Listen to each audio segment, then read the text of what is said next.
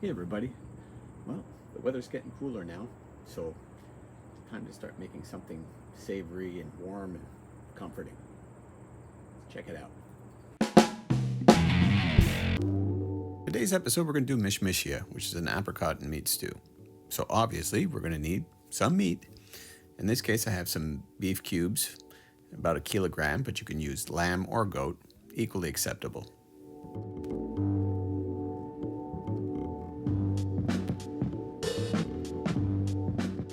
So now we're going to add some cumin, about a teaspoon, some cinnamon, and some chili. This is a very old recipe from North Africa and the Middle East, and it's worth trying out.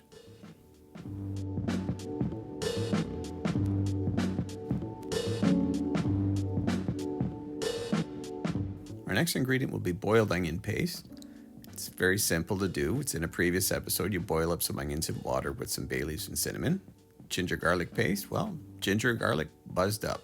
If you don't have time to make the onion paste, chop up an onion. Now, Mishmishiya gets its name from mishmish, which is the Arab word for apricot. We're going to require about a pound of dried apricots in this particular dish. Now, as a fruit, it's tart, it's sweet, and it complements red meats very well, especially goat and lamb. It masks the strong gaminess of the flavor a bit. So, as in previous episodes, we're going to sear off our meat. Basically, we just want to get a nice little browning on the outside. And the trick to making sure that happens is you don't overcrowd your pan with the meat. Spread it out. If you have to do it in 2 or 3 batches, that's fine.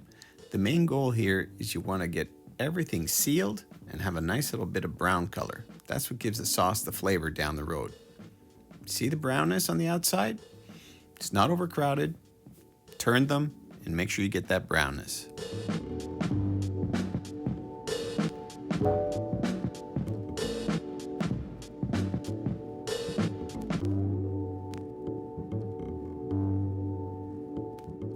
Now, if you're just using chopped up onions, you'd add them at this point, fry them out, and then add your liquid. But we're adding our paste and our liquid at the same time to liberate those flavors. Then we add our spices, and then we bring it up to a little bit of a boil, just to release all the liquids. Now here I have an enameled cast iron pan with my fruit and my meat all inside, and then we're going to combine it with all that liquidy goodness that we just developed in our frying pan. We're going to leave this inside of the oven at 300 degrees for about 2 hours.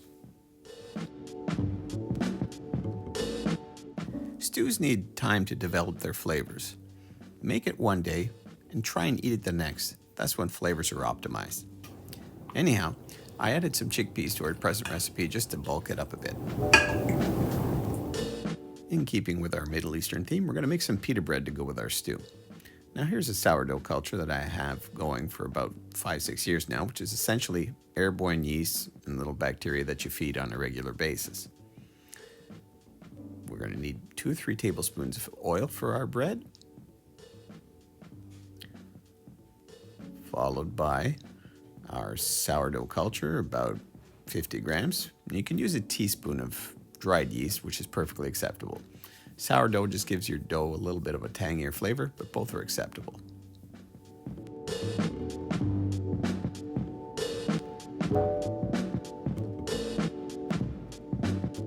Okay, our next ingredient will be 180 grams of water.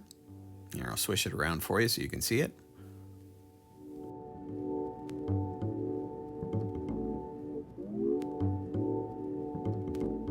And our final ingredient will be 300 grams of flour.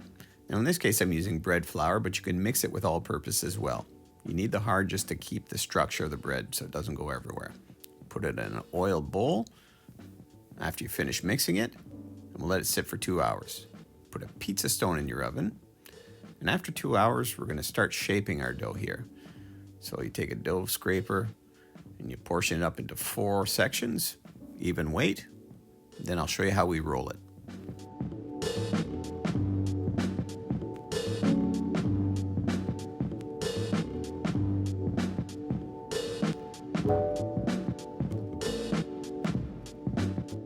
Now the trick to making any kind of bread roll is uniform pressure, using the heel of your hand and putting light pressure and work in circles. Now, as it develops, I start moving my fingers closer towards the bottom edge of the bread, if you'll notice. But I'm still rolling, putting uniform pressure and occasionally dusting.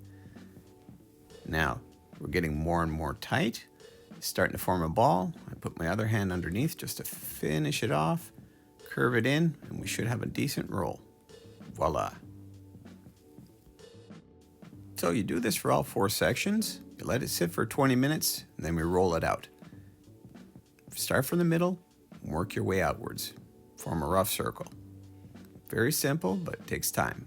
Afterwards, we slap it right onto our pizza stone that's been in a preheated oven at 500 degrees, and we wait until it puffs up, and there are little brown spots. That indicates it's ready. Mishmishiya, homemade pita bread. Yum yum.